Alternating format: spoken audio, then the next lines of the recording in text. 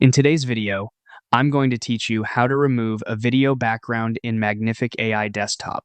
By the end, you'll know exactly where to click and what settings to choose so your subject pops on a clean, professional background. Start by opening Magnific on your desktop. Once the app loads, look to the left-hand sidebar and head into Projects. This is where Magnific organizes everything you're working on, which makes it easy to keep edits and versions tidy. Inside Projects, go to All Assets. You'll see your library laid out so you can quickly find the video you want to clean up. Select the video you'd like to edit to open its detail view. From here, switch over to the Edit tab.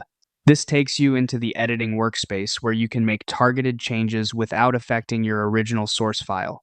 Next, choose the Background Remover tool. Magnific will analyze your footage to separate the subject from the background.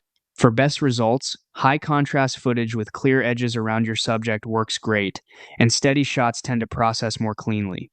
Now set your background color. If you're compositing the video onto designs later, a neutral color helps you see edges clearly.